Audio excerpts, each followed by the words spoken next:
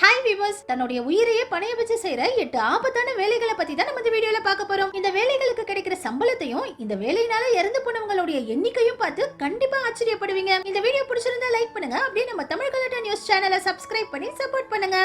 நம்ம முதல்ல பார்க்க போறது கிரெயின் ஆபரேட்டர். உயரத்தை பார்த்து பயப்படாதவங்க மட்டும் தான் கிரெயின் ஆபரேட்டரா வேலை பார்க்க முடியும். ஏன்னா இவங்க எப்பவுமே ரொம்பவும் உயரமான இடத்துல உட்கார்ந்துட்டு தான் கிரெயின் ஆபரேட் பண்ணுவாங்க. கிரெயின் ஆபரேட் பண்றதுக்குன்னு தனியா ஒரு கோர்ஸே இருக்குது. இந்த கோர்ஸை படிச்சு முடிச்சு சர்டிபிகேட் வாங்கினதா கிரெயின் ஆபரேட்டர் ஆக முடியும். நம்ம என்னதான் ஒழுங்கா வேலை பார்த்தாலும் வேகமா காத்தடிக்கிறது, வேலையாட்கள் அதிகமான வெயிட்டை ஏத்தி விடுறது, கேபிள் கட் ஆகுறதுன்னு அடிக்கடி கிரெயின் ஆபரேட்டர்களுக்கு ஏதாவது ஒரு விபத்து ஏற்பட்டுக்கிட்டே இருக்கும். இதனாலதான் ஒரு வருஷத்துக்கு சராசரியா 42 கிரெயின் ஆபரேட்டர்கள் இருந்து போறாங்க. 200க்கும் அதிகமானவங்களுக்கு காயங்கள் ஏற்படுது. இதுவரைக்கும் நம்ம இந்தியாவுல பெண் கிரெயின் ஆபரேட்டர்கள் கிடையாது. இங்கிலாந்துல இருக்கிற கேட் ஃபேங்கிற இவங்க தான் முதல் பெண் ஆபரேட்டரா வேலை பார்க்கறாங்க. வெளிநாட்டுல இந்த கிரெயின் ஆபரேட்டர்களுக்கு மாசத்துக்கு 3 லட்சம் ரூபாயில இருந்து 5 லட்சம் ரூபாய் வரைக்கும் சம்பளம் கொடுக்கறாங்க. நம்ம இந்தியாவுல மாசத்துக்கு 30,000 ரூபாயில இருந்து வருஷத்துக்கு அதிகபட்சமா 14 லட்சம் ரூபாய் வரைக்கும் கிரெயின் ஆபரேட்டர்களுக்கு சம்பளம் கொடுக்கறாங்க. அடுத்தது ஸ்டார்ம் சேசர். புயல் அடிக்கும் போது முதல்ல எல்லாரும் அந்த இடத்தை விட்டு தப்பிச்சு போக தான் பாப்பாங்க. ஆனா இவங்களுடைய வேலையே அந்த புயலை ஆய்வு பண்றதுதான். அமெரிக்கால இருக்கிற ஒக்லஹோமால மட்டும் ஒரு வருஷத்துக்கு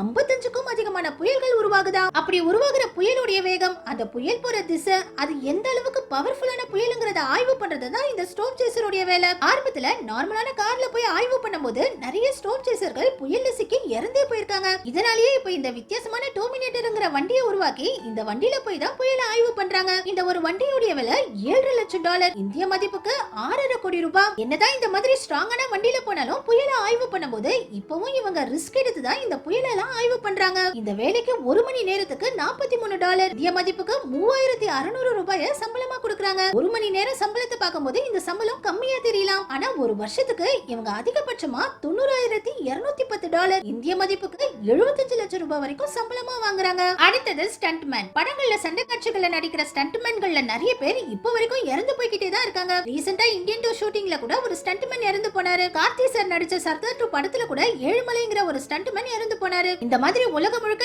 ஏகப்பட்ட ஸ்டண்ட்மேன்கள் ஷூட்டிங் ஸ்பாட்ல இறந்து போய்கிட்டே தான் இருக்காங்க. ஏகப்பட்ட ஸ்டண்ட்மேன்களுக்கு காயங்களும் ஏற்படுது. வெளிநாட்டுல இந்த ஸ்டண்ட்மேன்களுக்கு ஒரு வருஷத்துக்கு ஆவரேஜ் சாலரியே $26,000, இந்திய மதிப்புக்கு 21 லட்சம் ரூபாய். ஆனா நம்ம இந்தியாவுல ஸ்டண்ட்மேன்களுக்கான சாலரி ரொம்பவும் கம்மின்னு தான் எல்லாருமே சொல்றாங்க. அத பத்தின சரியான டீடைல்ஸ் ஆன்லைன்ல இல்ல. உங்க யாருக்காவது நம்ம இந்தியாவுல உள்ள ஸ்டண்ட்மேன்களுடைய சாலரி தெரிஞ்சா கமெண்ட்ஸ்ல சொல்லுங்க. அடுத்தது சீக்ரெட் சர்வீஸ் ஏஜென்ட். உலகத்துல உள்ள எல்லா தலைவர்களுடைய உயிரையும் இந்த சீக்ரெட் சர்வீஸ் ஏஜென்ட்கள் தான் காப்பாத்திட்டு இருக்காங்க. ரீசெண்டா டொனால்ட் ட்ரம்ப் கொலை பண்ண முயற்சி பண்ணும்போது கூட சீக்ரெட் சர்வீஸ் ஏஜென்ட் தான் அவங்க உயிரை பணைய வச்சு டொனால்ட் ட்ரம்ப் சுத்தி நின்று அவருடைய உயிரை காப்பாத்தினாங்க. சீக்ரெட் சர்வீஸ் ஏஜென்ட் ஆகிறது அவ்வளவு ஈஸியான விஷயம் இல்ல. முதல்ல ராணுவத்துல கொஞ்சம் வருஷங்கள் எந்த தப்பும் செய்யாம வேலை செய்யணும். அப்பதான் இந்த ஏஜென்ட் ஆகிறதுக்கு அப்ளை பண்ற தகுதியே வரும். அதுக்கப்புறம் கடுமையான ட்ரைனிங் இருக்கும். நல்ல பைக் ஓட்ட தெரியணும், ரேசர் மாதிரி கார் ஓட்ட தெரியணும், துப்பாக்கியை அசெம்பிள் பண்ண தெரியணும். இந்த மாதிரி ஏகப்பட்ட ட்ரைனிங் கொடுப்பாங்க. கார் தலைகீழ கவிழ்ந்தா கூட அந்த டைம்லயும் எப்படி பிரசிடென்ட்டோட உயிரை காப்பாத்தணும்னு ட்ரைனிங் கொடுப்பாங்க. அமெரிக்கால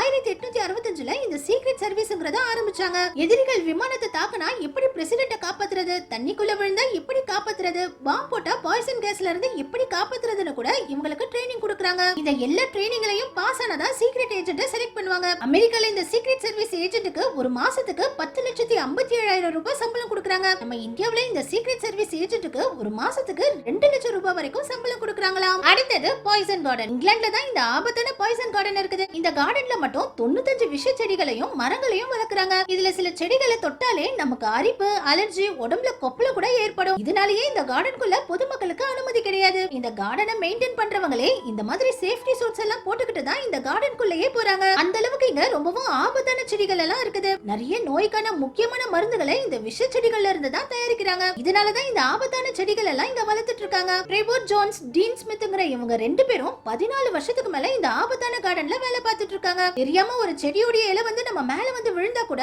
உடம்பெல்லாம் பயங்கரமா அரிக்க ஆரம்பிச்சிருமா. இந்த ஆபத்தான வேலைக்கு இந்திய மதிப்புக்கு மாசம் 1.5 லட்சம் ரூபாயில இருந்து 2 லட்சம் ரூபாய் வரைக்கும் சம்பளம் கொடுக்கறாங்க. அடுத்தது மைனிங். ஆரம்ப காலத்துல இருந்து இப்ப வரைக்கும் அதிகமான தொழிலாளர்கள் இறந்து போறதே இந்த மைனிங் வேலையில தான். KGF படத்துல இருந்து நீங்க எந்த மைனிங் தொழிலாளர்களை பார்த்தாலும் அவங்க அழுக்கா ரொம்பவும் கஷ்டப்பட்டு தான் இந்த மைனிங் வேலையை பார்ப்பாங்க. இப்ப நிறைய சேஃப்டி எக்யூப்மெண்ட்ஸ் எல்லாம் வந்ததுக்கு அப்புறம் கூட ஒரு வருஷத்துக்கு குறைஞ்சது 127 பேர் இந்த வேலையில இறந்து போறாங்க. இப்ப இப்ப இதனாலேயே முதல்ல மனிதர்கள் அனுப்பாம இந்த மாதிரி பெரிய பெரிய மிஷின்களை வச்சுதான் வெளிநாடுகள்ல மைனிங் வேலையை செய்யறாங்க. வெளிநாட்டுல இந்த வேலைக்கு ஒரு மாசத்துக்கு 50,000 ரூபாயில இருந்து 2 லட்சம் ரூபாய் வரைக்கும் கூட சம்பளம் கொடுக்கறாங்க. ஆனா நம்ம இந்தியாவுல 20,000 ரூபாயில இருந்து 50,000 ரூபாய் வரைக்கும் தான் சம்பளம் கொடுக்கறாங்க. இதே மாதிரி உயரமான பவர் கம்பிகள்ல வேலை செய்யற இந்த வேலையும் ரொம்பவே ஆபத்தானது. இந்த வேலையில கொஞ்சம் பேர் கரண்ட் அடிச்சு இறந்து போறாங்க, இன்னும் கொஞ்சம் பேர் ஸ்லிப் ஆகி கீழே விழுந்து இறந்து போறாங்க. வெளிநாட்டுல இந்த வேலைக்கு ஒரு வருஷத்துக்கு 6 லட்சம் ரூபாயில இருந்து 15 லட்சம் ரூபாய் வரைக்கும் சம்பளம் கொடுக்கறாங்க. ஆனா பிலிப்பைன்ஸ், சைனா போன்ற நாடுகள்ல இவங்களுக்கு ரொம்பவே கம்மியான சம்பளம் தான் கொடுக்கறாங்க. இந்திய மதிப்புக்கு இவங்களுக்கு ஒரு மாசத்துக்கு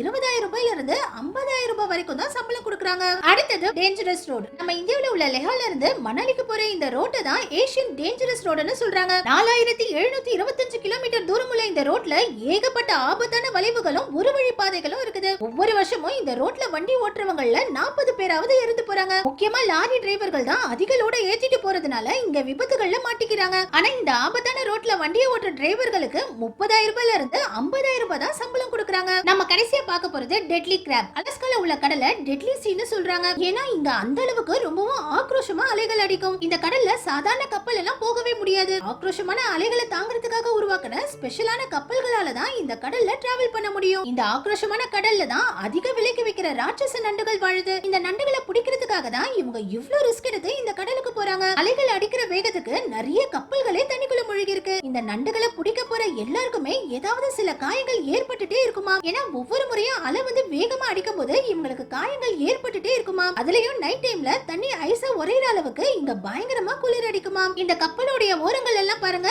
எல்லா இடமும் ஐஸா உறிஞ்சு போயிருக்குது. இப்படி ரிஸ்க் எடுத்து செய்யற இந்த வேலைக்கு இவங்களுக்கு நல்லாவே சம்பளம் கிடைக்குது. ஒரு மாசத்துக்கு இவங்க $15,000 இந்திய மதிப்புக்கு 12 லட்சம் ரூபாய் வரைக்கும் சம்பாதிக்கிறாங்க. ஓகே வியூவர்ஸ், இதே மாதிரி நீங்க யாரெல்லாம் ஆபத்தான வேலைகளை செய்றீங்கன்னு கமெண்ட்ஸ்ல சொல்லுங்க. இந்த வீடியோ பிடிச்சிருந்தா லைக் பண்ணுங்க, அப்படியே நம்ம சேனலையும் சப்ஸ்கிரைப் பண்ணி சப்போர்ட் பண்ணுங்க.